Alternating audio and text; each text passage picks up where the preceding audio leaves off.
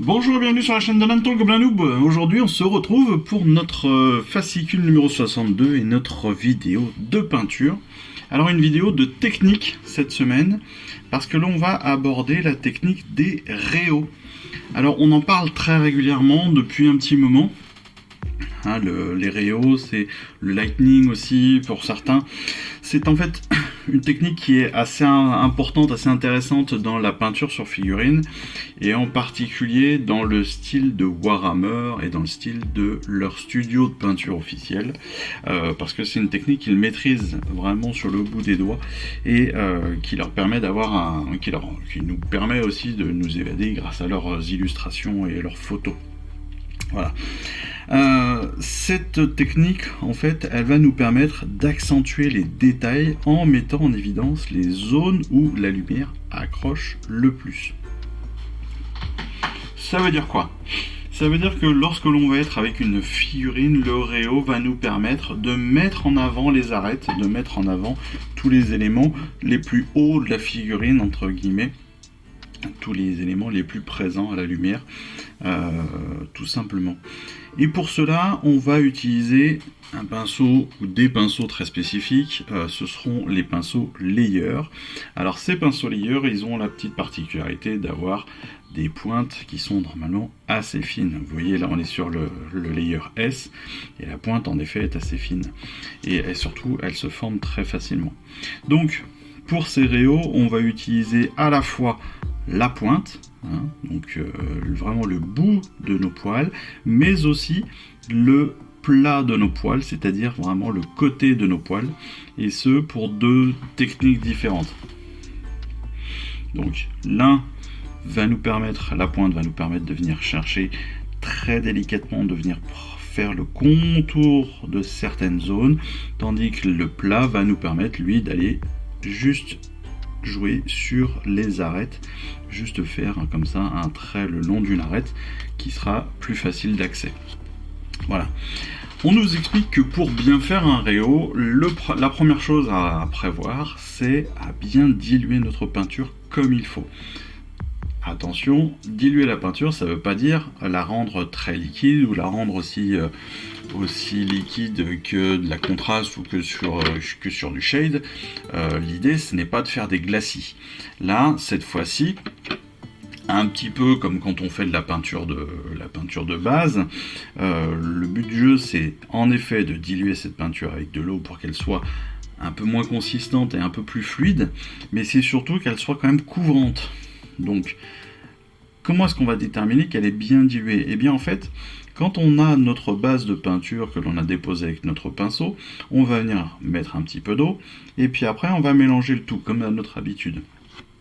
Sauf que, quand on va, en fait, si vous voulez, jouer un petit peu avec certaines peintures sur notre palette, notre peinture va continuer à couvrir la zone de peinture.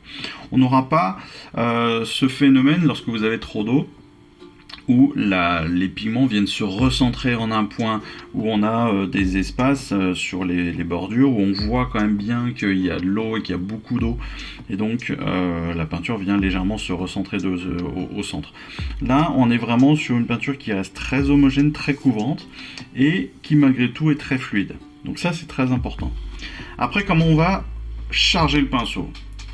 Suivant ce que l'on va faire, on va venir soit chercher juste la pointe évidemment, soit prendre un peu plus de pinceau sur son aplat.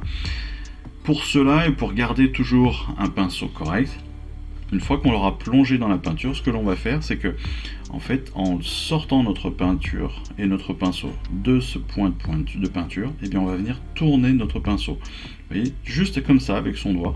En le tirant un petit peu, on va venir sortir la peinture.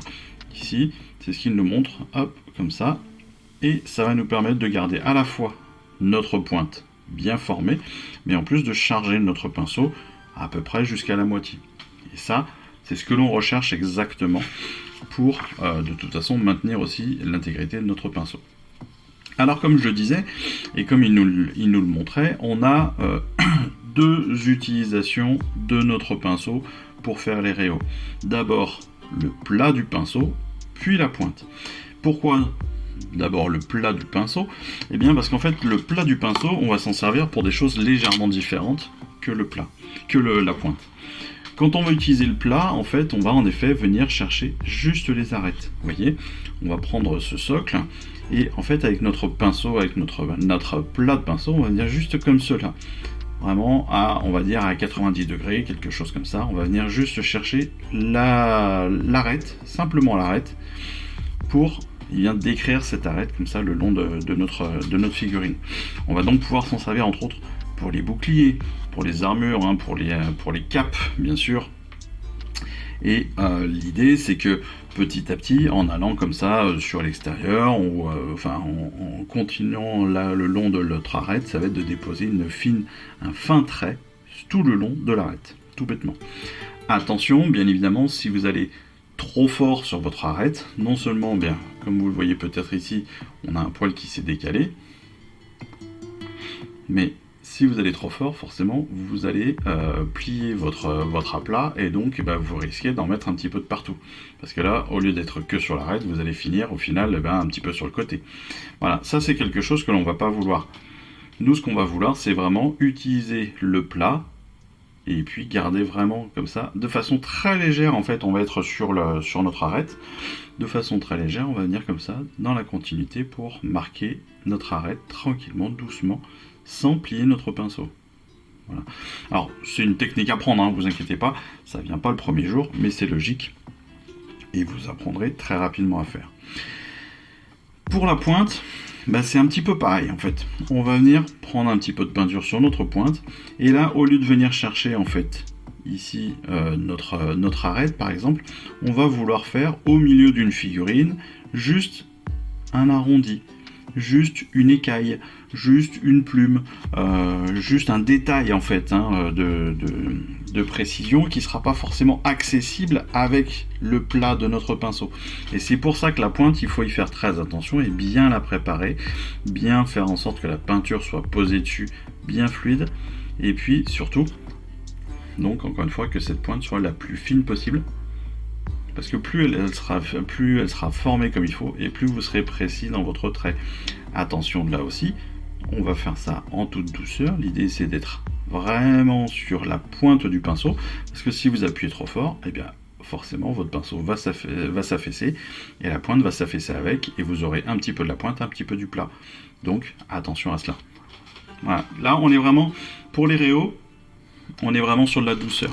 On est vraiment sur juste le petit poids qui va bien, la petite pression qui va bien, pour juste déposer un petit peu de peinture.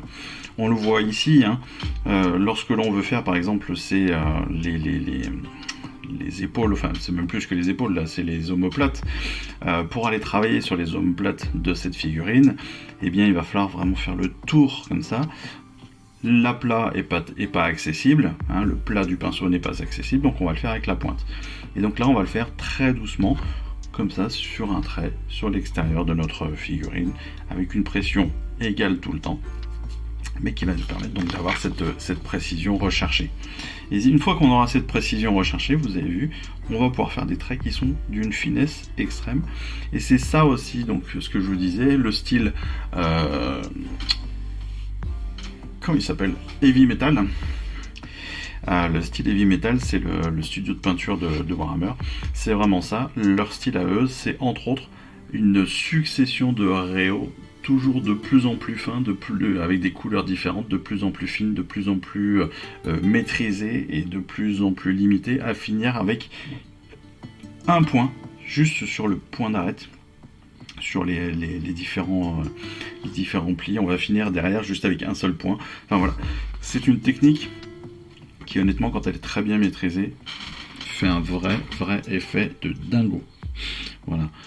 Ce réau, il peut être fait avec toutes les couleurs, même si évidemment ça peut être plus compliqué avec certaines. Mais ça peut se faire même avec du métallique. Il suffit de prendre son temps, de bien prendre le temps de faire les choses, de bien diluer sa peinture comme il faut. Et donc c'est pour ça qu'il faut aussi le faire comme il faut. Il ne faut pas hésiter non plus à nettoyer son pinceau régulièrement et à refaire les choses. Voilà, il ne faut pas trop se presser. C'est encore une fois du travail de précision, donc il faut faire attention. Voilà. Ces réaux, on va s'en servir entre autres pour les visages, comme on le voit ici. Et donc ça, c'est un petit peu particulier. Parce que lorsque vous voyez ces images, vous allez vous dire, ok, à la sortie, j'ai l'impression que je regarde un clown. Oui, c'est pas forcément faux. Si vous le regardez de près, vous pouvez vous dire, waouh, merde, je suis peut-être allé un petit peu loin. Mais à cela, je dirais, je vais vous donner un conseil. Je sais pas si c'est c'est peut-être pas le meilleur des conseils, mais je vais vous donner une anecdote. C'est ma prof d'histoire géo de seconde qui nous disait qu'une bonne carte, quand on colorie une bonne carte, c'est une carte qui se lit à 1 mètre. Et en fait, c'est ça. C'est ça l'idée. C'est-à-dire que, rappelez-vous que vos figurines, vous ne les avez pas à 10 cm de votre œil. Quand vous jouez pas avec votre figurine à 10 cm de votre œil. Quand vous l'exposez, vous n'exposez pas votre figurine à 10 cm de votre œil. Par contre, vous l'exposez et vous jouez à 1 mètre d'elle. Donc, ça veut dire quoi? Ça veut dire que les traits que vous allez y apposer là pour peindre votre visage avec votre white scare par exemple, ou avec votre Katashan, ou avec votre Abaddon pour la couleur des yeux, etc., etc., tous ces éléments-là, en fait, dans la figurine en général, vont se fondre d'eux-mêmes. Ce que je veux dire, c'est que là, les traits qui sont très présents sur les arêtes des yeux, sur le nez, tout autour de la bouche, sur les pommettes, on pourrait dire, ok, là j'ai fait un clown. Mais non, lorsque vous reculez votre figurine, si vous reculez un petit peu votre fascicule, donc là la figurine est très grande déjà, mais si vous la reculez à 1m50 de vous, si vous tendez votre bras, et ben vous verrez déjà que la tête a un ressenti différent. La peinture de la tête a un ressenti différent pour votre cerveau. C'est tout simplement parce que vous n'êtes pas accolé à cette figurine. Et c'est tout à fait normal. Donc c'est aussi pour ça qu'il faut bien penser que, eh bien, certes, ça peut être parfois un petit peu particulier, mais en fait, quand vous reculez, quand vous voyez la figurine dans son ensemble, vous avez mis la couleur et vous avez mis la lumière là où elle devait être, et pourtant, elle ne ressemble pas à un clown ou un truc un peu bizarre. On passe maintenant à l'utilisation de nos deux nouvelles teintures, nos deux nouvelles peintures de la semaine, qui sont donc le White Scar et donc notre Sybarite Green. Le White Scar et le Sybarite Green qui vont nous servir entre autres à faire des réaux. Le White Scar qu'on va pouvoir utiliser justement sur toutes les parties où nous avons mis entre autres du Skeleton Horde par exemple. On va pouvoir jouer sur les arêtes des gants. Voilà, sur les arêtes aussi, sur tout ce qui va être lanières qui ont été utilisées donc pour nos orugues par exemple, pour les bannières, pour nos filets, pour les dents, pour tout ce qui est os, évidemment, on va faire ressortir des éléments comme cela grâce au White Scar en faisant des réaux, que ce soit des réaux juste de ligne ou des réaux de contour autour des yeux par exemple là sur l'os ou ici sur les arêtes de la corne. On va vraiment pouvoir faire pas mal de choses avec ce White Scar. Vous voyez là on revient sur les dents, ici là sur les ballons dirigeables, on va pouvoir venir aussi là faire les arêtes donc des ailerons, on va pouvoir venir revenir sur les musculatures de nos griffes d'og ou des griffes destriers, on va faire les visages comme on l'a vu auparavant, on va pouvoir revenir aussi sur les écussons, sur les cheveux, enfin voilà, tout est possible. Tout est possible, encore une fois, à vous de voir ce que vous voulez rehausser, là où vous voulez remettre de la lumière, là où vous voulez remettre de la visibilité. Pareil pour le Sybarite. Le Sybarite Green va très très très bien se marier avec, entre autres, l'Incubi Darkness, le noir, toutes les figurines comme ça que l'on a peint auparavant, on va pouvoir les reprendre. On va pouvoir reprendre aussi les reliefs des bouteilles, des différents flacons, les plumes de nos griffes dog, les plumes en vert sombre que l'on a mis avec notre griffe dog. Eh bien, on peut les rehausser comme ça avec le Sybarite Green et vous voyez que derrière ça donne un super effet. Et c'est pareil, je pense que le mieux vraiment, les deux utilisations du Sybarite les plus efficaces, je trouve, c'est clairement ici, sur le Griff Dog et sur le Shaman Vasomancien. Vous voyez, là, sa tunique rehaussée au Sybarite, ça donne un vrai effet hyper sympa, parce que justement, ça le remet en avant, et ça fait ressortir aussi un petit peu ce côté mystérieux, mystique que l'on peut imaginer chez un chaman. Voilà. J'espère que cette vidéo explicative des réaux vous aura plu, que vous aurez bien compris le principe, que vous aurez bien compris l'utilisation de votre pinceau et que j'ai été assez clair. J'espère surtout que je n'ai pas dit de bêtises comme d'habitude, mais je ne crois pas. En tout cas, je vous retrouve très bientôt dans une prochaine vidéo de règles. En attendant, pour ceux qui ne seront pas là, je vous souhaite à tous une excellente fin de semaine. Et puis même ceux qui seront là d'ailleurs, je vous souhaite aussi une bonne fin de semaine. Et puis surtout, je vous dis à très vite. Je vous embrasse. Et puis voilà. Allez, ciao.